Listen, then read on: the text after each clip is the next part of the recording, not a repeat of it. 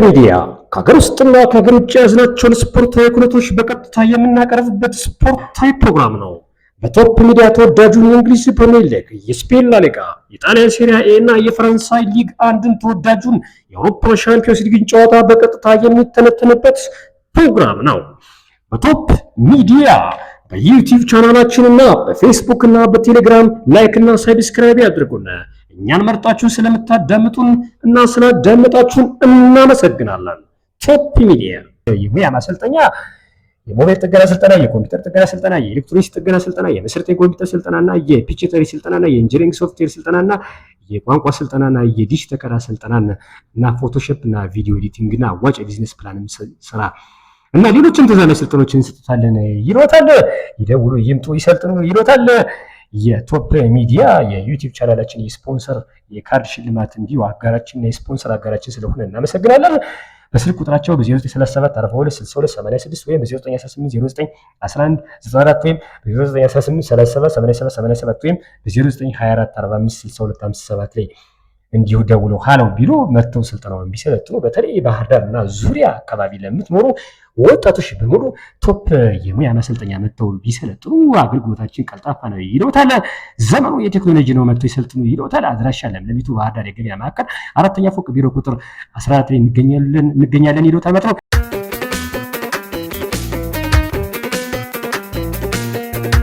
ሰላም ጤና ይስጥልን። የቶፕ ሚዲያ የስፖርት ተከታታዮች ቤተሰቦቻችን በፌስቡክ እና እንዲሁም ደግሞ በዩቲዩባችን እና በቴሌግራማችን ላይ የገባችሁ ሰብስክራይብ እና ላይክ ማድረጋችሁን እንዳትረሱ እንላለን። ዛሬ ፕሮግራሙን ገረ መስቀል ያለው የእናንተ ጋር እየተነተንኩ አብሬ ቆይታ የማድረግ ይሆናል ማለት ነው። ከሀገር ውስጥ በተለይ የኢትዮጵያ አትሌቲክስ ፌዴሬሽን እንዲሁ ለሀገረ ሰላም ድጋፍ አድርጓል። ትጥቅሱን የምናነሳ ይሆናል።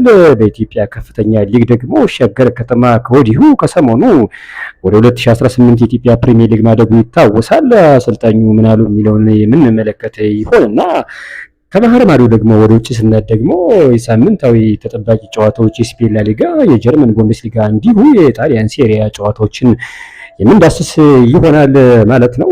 ቶፕ ሚዲያ አብረናችሁ ስንቆይ ከእናንተ ጋር በታላቅ ደስታ ጭምር ነው። በዩቲዩብ ቻናላችን ሰብስክራይብ እና ላይክ ማድረጋችሁን እንዳትረሱ። ገረ መስቀል ያለው አብሬያችሁ ቆይታ የማደርግ ይሆናል ማለት ነው። ከመሸጋገሪያ በኋላ ስንመለስ ወደ ጉዳያችን የምናመራ ይሆናል።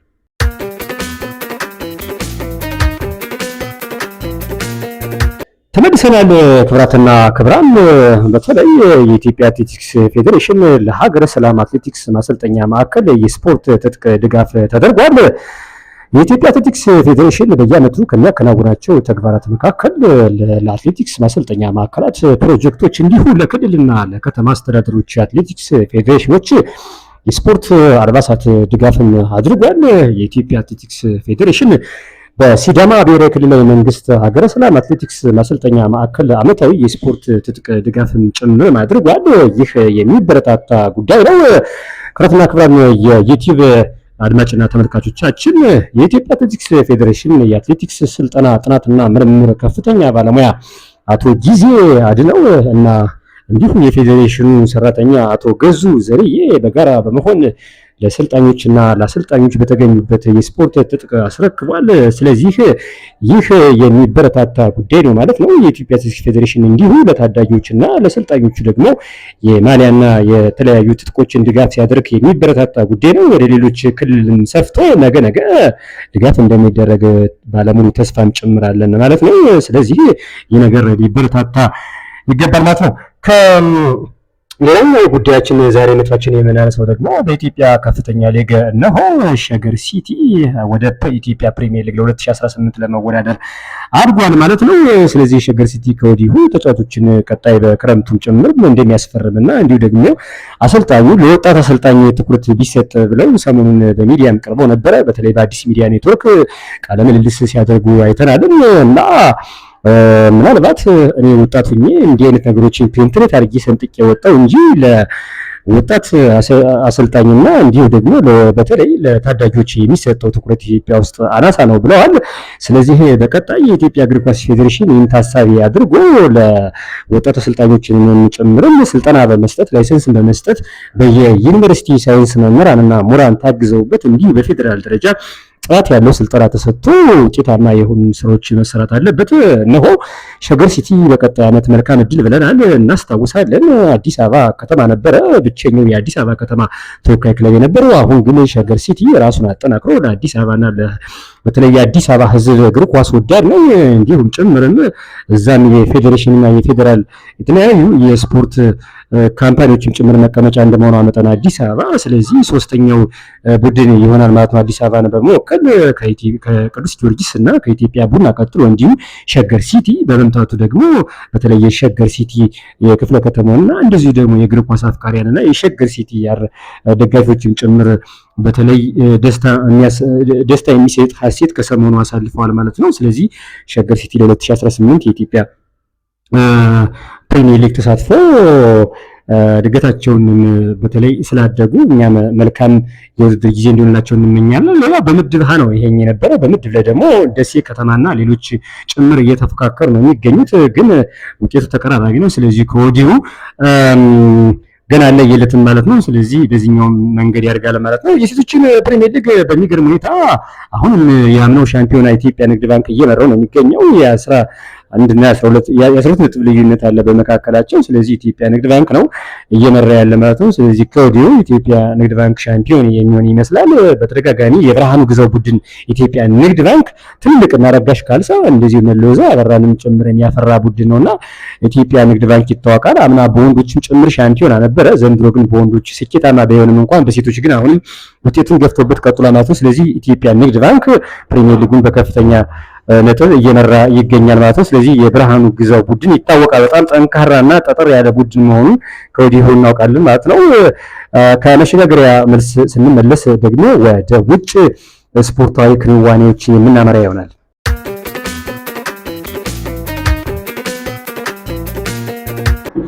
ተመልሰናል። ክብራትና ክብራን በዩቲዩብ ቻናላችን ላይ ላይክ እና ሳብስክራይብ ማድረጋችሁ እንዳትረሱ። እንዲሁም በፌስቡክ እና በቴሌግራም ቶፕ ሚዲያ ብላችሁ ብትቀላቀሉ ነው የስፖርት ትንታኔዎችን ከኛ ጋር አብራችሁ ቆይታ የምታደርጉ ይሆናል ማለት ነው። ፕሮግራሙን አሁንም እየተነተንኩ ገብረ መስቀል ያለው አብራችሁ ቆይታ አድርጋለሁ ማለት ነው።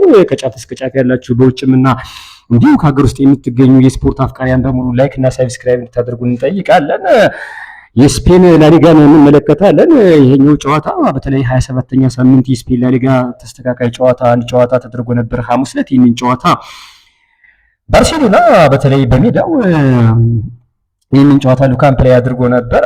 ይህንን ጨዋታ 3-0 አሸንፏል ማለት ነው። 75 በመቶውን ባርሴሎና የኳስ ቁጥጥሩን ይወስዳል ማለት ነው። 25 በመቶውን ኦሳሳና ነበሩ። ተስተካካይ ጨዋታ ነበር። ያም ሆነ ይህ በተለይ እንደ ራፊና እና ሌሎች ተጫዋቾች ቅሬታ ሲያቀርቡ ነበር። ምክንያቱም የሀገራት ጨዋታ የዓለም ዋንጫ ማጣሪያ አድርገን እንዴት ነው የእግር ኳስ ፌዴሬሽኑ ፊፋ የማያስብበት ሲል ነበር ራፊና። የባርሴሎና ድንቅ የመስመር አጥቂ እንደሆነ እናውቃለን በዚህ ዓመትና እሱም ጭምርም ሳይሆን ሌሎችም አሰልጣኞችም ጭምር አስተያየት ሲጡበት ነበረ። እንዲህ ዛሬ ተጫውተን ጁሊየስ ኩንዴ አይነት ተጫዋቾች ሁሉ እንዴት እንደዚህ አይነት በላሊጋው እንደዚህ ሊያደርግ ይችላል? ምክንያቱም እኛ ዛሬ ተጫውተን ነገ እኮ ማሽን አይደለንም ነው ያሉት ራፊና። ስለዚህ ያም ሆነ ግን ጨዋታው ከአንድ ቀን በኋላ ነው የተደረገ። ይሄ ነገር መስተካከል ነበረበት። ስለዚህ ፊፋ በቀጣይ ይሄን ነገር ያስተካክላል ተብሎ የሚጠበቅ ይሆናል። ስካይ ስፖርት ላይ ነው መረጃ ምንጩን ያገኘሁት። ስለዚህ አንድ ተሰቃይ ጨዋታ እንዳልኳቸው ተነግሮ ነበረ። ባርሴሎና 3-0 አሸንፏል ማለት ነው። ይህን ጎሎችን ደግሞ በተለይ ዳኒ ኦልሞ በ21ኛው ደቂቃ እንደዚሁ በተለይ ቅጣት ምት ቆንጆ ቅጣት ምት አስቆጥሯል። ሮበርት ሌቫንዶስኪ እንዲሁ ጎል አስቆጥሮ ባርሴሎና ይህንን ጨዋታ 3-0 አሸንፏል ማለት ነው። ስለዚህ በጣም ዘንድሮ ባርሳ ከወዲሁ ተፈካካሪ መሆኑን እያሳወቀን ይገኛል ከሪያል ማድሪድ ጋር ማለት ነው። በነጥባቸው ምንም ያህል ማድሪድ አሁን አንድ ጨዋታ ይኖረዋል እንጂ ስለዚህ በነጥብ ግን በ3 ነጥብ ልዩነት አሁን ነጥቡን አስፍቷል ማለት ነው። ስለዚህ የስፔን ላሊጋ ጨዋታዎች እንዲሁ እየተጧጧፉ ናቸው ማለት ነው። ስለዚህ ተስተካካይ ጨዋታው ሐሙስ ዕለት ተደርጎ ነበር ማለት ነው። ዛሬ ቅዳሜ መጋቢት 20 ማለት ነው በኢትዮጵያን አቆጣጠር ማለት ነው 29ኛ ሳምንት የስፔን ላሊጋ ዛሬ ሲደረጉ በተለይ ቀድሞ የሚደረጉ ጨዋታዎች አሉ። ሪያል ሶሲዳድ ከሪያል ቫላዶሊድ፣ ኢስፓኞል ከአትሌቲኮ ማድሪድ ይገናኛሉ። በተለይ ኢስፓኞል ከአትሌቲኮ ማድሪድ ተጠባቂ ጨዋታ ነው።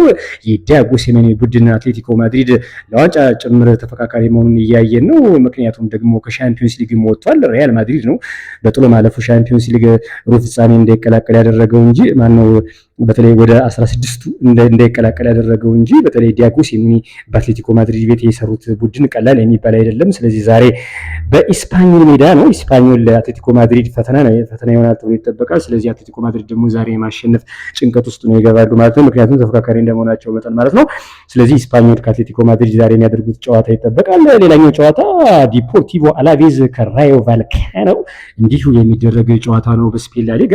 ሌላኛው ጨዋታ ደግሞ ዛሬ የአንቸሎቲ ቡድን የካርሊቶ አንቸሎቲ የጣሊያን አሰልጣኝ ዛሬ ሪያል ማድሪድ ከሊጋኔስ ሲገናኝና ነጥባቸውን ዛሬ የሚያሸንፉ ከሆነ እኩል ያደርጋሉ ከባርሴሎና ጋር ማለት ነው። ምክንያቱም በ3 ነጥብ ስለሚለያዩ ማለት ነው። ስለዚህ ሪያል ማድሪድ ከሊጋኔስ ዛሬ ከሊጋኔስ ምሽት የሚያደርጉት ጨዋታ ይጠበቃል። በዚህ ጨዋታ ላይ እነማን ናቸው የሚጠበቁ ለሚለው ደግሞ በተለይ የተወሰነ ጉዳት ኪሊያን ምባፔ እንዲሁ ነበረበት። ለነገሩ ቪኒሲየስ ጁኒየር በብራዚሉ ጨዋታ በጣም ስኬታማ ነገር አሳልፎ አይደለም የመጣ የሞራል ጉዳይም ተጠያቂነት አለ። ከወዲሁ እንዲሁም አንድ ነገር እየተነሳ ነው።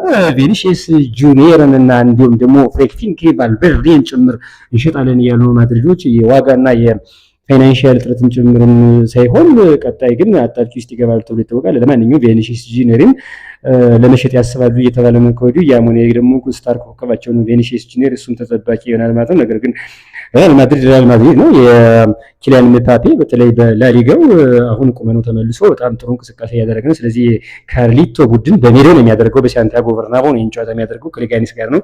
ቀላል አድርጎ ያሸንፋል ተብሎ ይጠበቃል። የመጨረሻ ጨዋታዎች ነገር የሚደረጉት የስፔን ላሊጋ ጊታፌ ቪያሪያል እንዲሁ ነገ ባርሴሎና ከጂሮና ይጠበቃል። ባርሳ በሜዳው ጨዋታ የሚያደርገው በተለይ መሪነቱን ያሰፋል ተብሎ ይጠበቃል። ቫሌንሺያ ከማዮርካ፣ አትሌቲኮ ከኦሳሱና፣ ሪያል ቤቲስ ከሲቪያ ያደርጋሉ። በተለይ ባርሴሎና ከጂሮና የሚጠበቅ ጨዋታ ነው በ29ኛ ሳምንት ነገ። ምክንያቱም ተስተካካይም ጨዋታ አሸንፎ ነው የመጣው። ጨዋታ የሚያሸንፍ ከሆነ ዛሬ ሪያል ማድሪድ ነጥብ ቢጥል በተለይ ያሰፋዋል። ነገር ግን ሪያል ማድሪድ የሚያሸንፍ ከሆነ ነገ ባርሳ ቢያሸንፍ የ3 ነጥብ ልዩነት ነው የሚኖረው ማለት ነው። የደረጃ ሰንጠረዡን ለመመልከት ያህል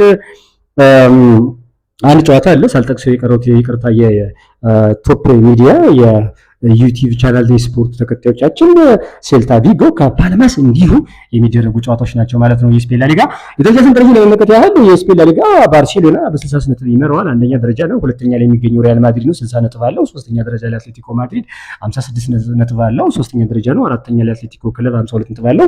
አምስተኛ ደረጃ ቪያሪያል 44 ነጥብ አለው። ስድስተኛ ደረጃ ሪያል ቤቲስ 44 ነጥብ አለው። ሰባተኛ ማዮርካ 40 ነጥብ አለው። ስምንተኛ ሴልታ ቪጎ 39 ነጥብ አለው። ዘጠነኛ ራዮ ቫልካኖ 37 አለው። ዘጠነኛ ነው። ስምንተኛ ሴልታ ቪጎ ነው 39 ነጥብ አለው። 10ኛ ሲቪያ ነው 36 ነጥብ አለው። 11ኛ ጌታፌ 36 ነጥብ አለው። 12ኛ ሪያል ሶሲዳድ 35 ነጥብ፣ እንዲሁ 13ኛ ጂሮና 34 ነጥብ አለው ማለት ነው። 14ኛ ኦሳሱና 33 ነጥብ አለው። 15ኛ ኢስፓኞል 28 ነጥብ ይዞ ተቀምጧል። ወራጅ ቀጠና ላይ 18ኛ ሌጋኔስ 27 ነጥብ ይዞ ወራጅ ቀጠና ላይ ተቀምጧል። 19ኛ ላይ ላስ ፓልማስ 25 ነጥብ አለው፣ ወራጅ ቀጠና ነው። 20ኛ ላይ ሪያል ሶሲዳድ 16 ነጥብ ይዘው በስፔን ላሊጋ ወራጅ ቀጠና ላይ ተቀምጠዋል ማለት ነው። የስፔን በነገራችን ላይ የከፍተኛ ጎል አስቆጣሪ ሌቫንዶስኪ 23 ጎል አለው ከባርሴሎና። ኪሊያን ምባፔ እንዲሁ ከሪያል ማድሪድ 20 ጎል አላቸው። በተለይ ሌቫንዶስኪ በዚህ እድሜው 23 ጎል ይዞ እየመራ ይገኛል የስፔን ላሊጋ ማለት ነው። ከሸብሪያ ወራ ስንመለስ ደግሞ በተለይ የጀርመን ቡንደስሊጋ እና የጣሊያን ሴሪያ እንመለከታለን። የሙያ ማሰልጠኛ፣ የሞባይል ጥገና ስልጠና፣ የኮምፒውተር ጥገና ስልጠና፣ የኤሌክትሮኒክስ ጥገና ስልጠና፣ የመሰረታዊ ኮምፒውተር ስልጠናና የፒችተሪ ስልጠናና የኢንጂነሪንግ ሶፍትዌር ስልጠናና የቋንቋ ስልጠናና የዲሽ ተከላ ስልጠናና እና ፎቶሾፕ እና ቪዲዮ ኤዲቲንግ እና አዋጭ የቢዝነስ ፕላን ስራ እና ሌሎችም ተዛማጅ ስልጠናዎችን እንሰጣለን ይሎታል። ይደውሉ፣ ይምጡ፣ ይሰልጥኑ ይሎታል። የቶፕ ሚዲያ የዩቲዩብ ቻናላችን የስፖንሰር የካርድ ሽልማት እንዲሁ አጋራችን የስፖንሰር አጋራችን ስለሆነ እናመሰግናለን። በስልክ ቁጥራቸው በ0937 42 62 86 ወይም በ0918 0911 94 ወይም በ0918 37 87 87 ወይም በ0924 45 62 57 ላይ እንዲሁ ደውሎ ሃሎ ቢሉ መጥተው ስልጠናውን ቢሰለጥኑ በተለይ ባህር ዳርና ዙሪያ አካባቢ ለምትኖሩ ወጣቶች በሙሉ ቶፕ የሙያ ማሰልጠኛ መጥተው ቢሰለጥኑ አገልግሎታችን ቀልጣፋ ነው ይለውታል። ዘመኑ የቴክኖሎጂ ነው መጥተው ይሰልጥኑ ይለውታል። አድራሻ ለምለሚቱ ባህር ዳር የገበያ ማዕከል 4ኛ ፎቅ ቢሮ ቁጥር 14 ላይ እንገኛለን ይለውታል ማለት ነው። ተመልሰናል። ፕሮግራሙን እየተነተንኩ በመስቀል ያበር እናንተ ጋር አብራችሁ ቆይታ የማደርግ ይሆናል። ቶፕ ሚዲያን በዩቲዩብ ቻናላችን ሰብስክራይብ እና ላይክ ማድረጋችሁን እንዳትረሱ። እንዲሁም ደግሞ ፌስቡክ እና ቴሌግራም ጨምራለን። በተለይ በስቱዲዮአችን በውቢቷ ባህር ዳር በተንጣለለው ስቱዲዮአችን ይህንን ፕሮግራም ለእናንተ ስናስደምጥ ከታላቅ አክብሮት ጋር ነው። ስለዚህ አክብሮታችሁ ይሁንና ሰላምታችሁ ይብዛና ሰብስክራይብ አድርጉን እባካችሁ እንላለን። ተከታተሉን ከኛ ጋር እንላለን ማለት ነው። የጀርመን ቡንደስሊጋን እንመለከታለን። 27ኛ ሳምንት የጀርመን ቡንደስሊጋ እንዲሁ ዛሬ መጋቢት 20 በኢትዮጵያን አቆጣጠር እንዲህ የሚደረግ ጨዋታ አለ ማለት ነው። ትናንትና ግን አንድ ጨዋታ ነበረ፣ ማለትም ዓርብ ዕለት ማለት ነው። ባየር ሊቨርኩሰን ጣፋጭ ድል አስመዝግቧል። አሁንም የዣቪ አሎንሶ ቡድን ከቦኸም ጋር ተገናኝቶ 3-1 አሸንፏል ማለት ነው። ጎሎችን አሌክስ ጋርሺያ በ20ኛው ደቂቃ ለባየር ሊቨርኩሰን፣ እንዲሁ ቪክተር ቦኒፌሽ የሚታወቅ ተጫዋች ነው። ድንቅ ነው። በተለይ ለዣቪ አሎንሶ ቡድን ለባየር ሊቨርኩሰን በ60ኛው ደቂቃ አስቆጥሯል። እንዲሁ ኢማኒ አዲ በ87ኛው ደቂቃ ጎል አስቆጥረው 3 ጎል አስቆጥረው ጣፋጭ ጎል አስቆጥረዋል ማለት ነው። ለቦኸም ደግሞ ፍሊክስ ፓሳሊች እንዲሁ በ26ኛው ደቂቃ ጎል አስቆጥሮ ነበረ። ያም ይህንን ጨዋታ ባየር ሊቨርኩሰን ይህንን ጨዋታ በማሸነፉ ምክንያት ባየር ሙኒክ እንዲሁ ነጥብ በተከታታይ መጣሉን ተከትሎ አሁን ልዩነቱ ወደ 3 ነጥብ ሆኗል። ዛሬ ባየር ሙኒክ ጨዋታውን ያደርጋል። ስለዚህ የጀርመን ቡንደስሊጋ በጣም ሙቋል፣ ተጋግሏል ማለት ነው። አምና እንዴት ሻምፒዮን እንደነበረ እንመለከታለን። ሊቨርኩሰን በተለይ ድንቅ ነበረ።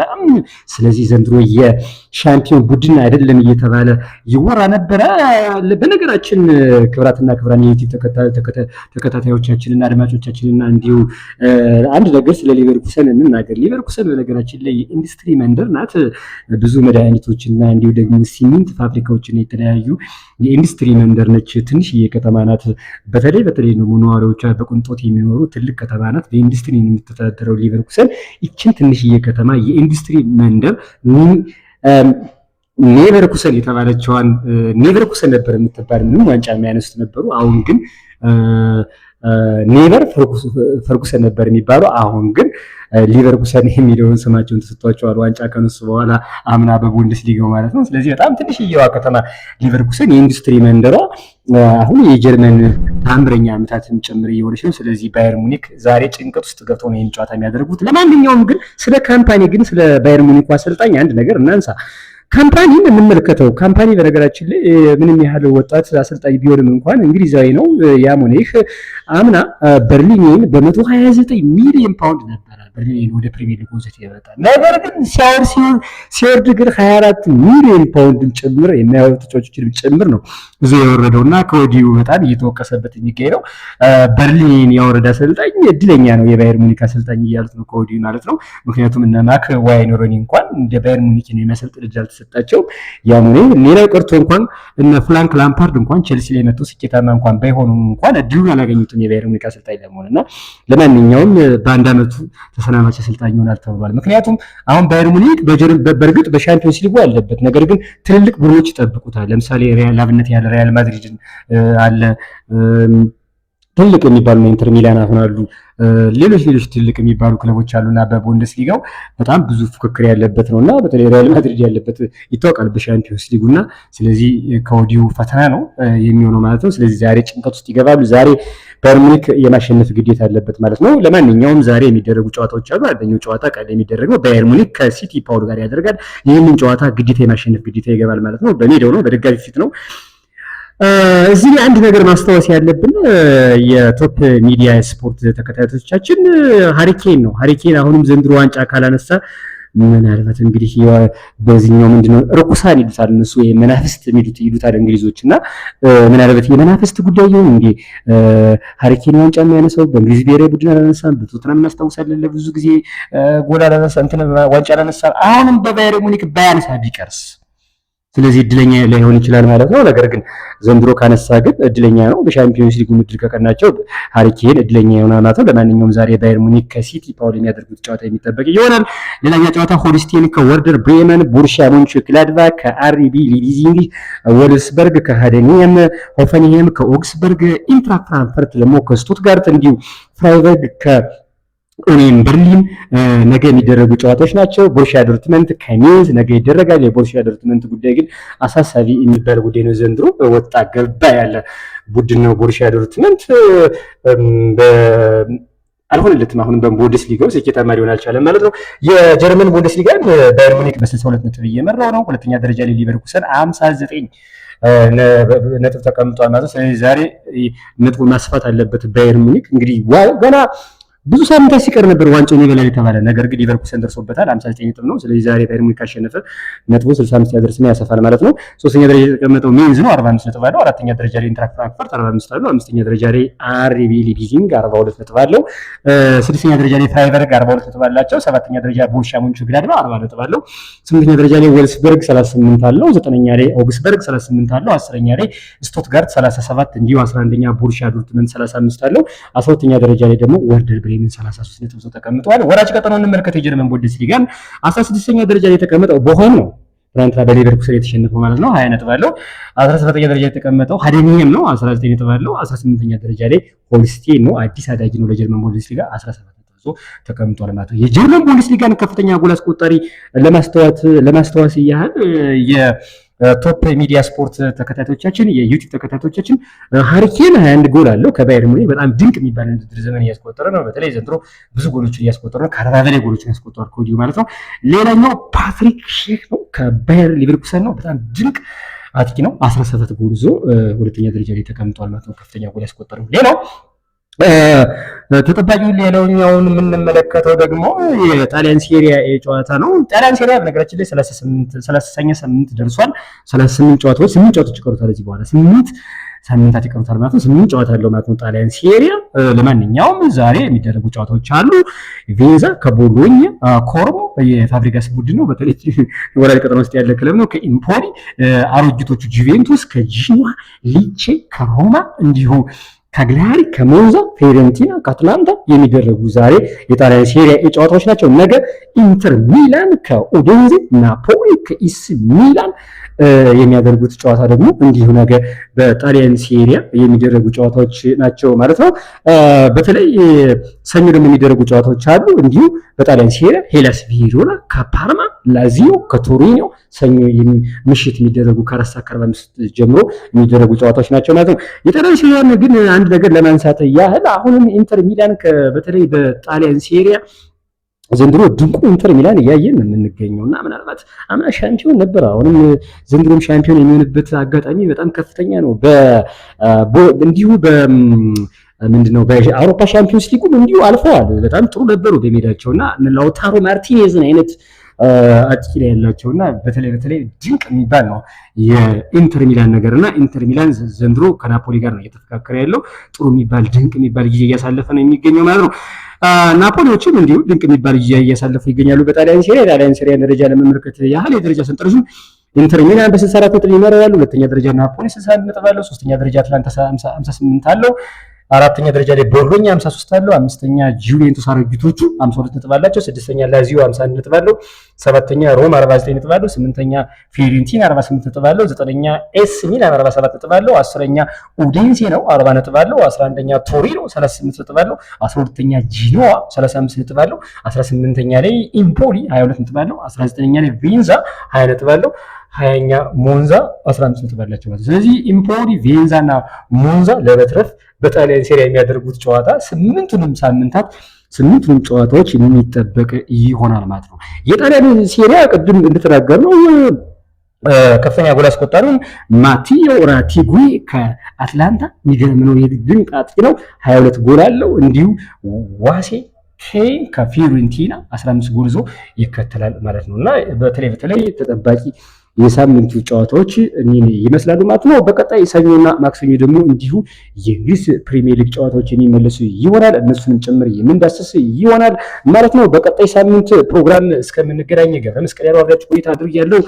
ቶፕ ሚዲያ ስፖርትን ዩቲዩብ እና ፌስቡክ እና ቴሌግራማችን እንዲሁም በተለይ ዩቲዩባችን በተለይ ሳብስክራይብ እና ላይክ ማድረጋችሁ እንዳትረሱ። ኮሜንት እንዲሁ ጻፉልን፣ እንቀበላለን። የተለያዩ ማስታወቂያዎችን እንሰራለን፣ የሬዲዮ የቴሌቪዥን እና እንዲሁ ደግሞ የተለያዩ የማስታወቂያዎችን እንሰራለን። በስልክ ቁጥራችን በ0993762478 ሀሎ ብላችሁ እየደወላችሁ ማስታወቂያ ማሰራት ትችላላችሁ። በተለይ ዘመኑ የደረሰበትን ቴክኖሎጂ ማስታወቂያ የምንሰራ ይሆናል ማለት ነው። ስለዚህ ማስታወቂያ እናሰራለን ለምትሉ በሙሉ በዩቲዩብም እንዲሁ በፌስቡክ እና በቴሌግራም በተለያዩ ቻናሎች ይተዋወቀልን የምትሉ በድጋሚ ደግመዋለን በ0993762478 እየደወላችሁ ሀሎ እያላችሁ ማሰራት ትችላላችሁ ማለት ነው። በሌላ ፕሮግራም እስከምንገናኝ ሰናይ ብለናል። ቻው።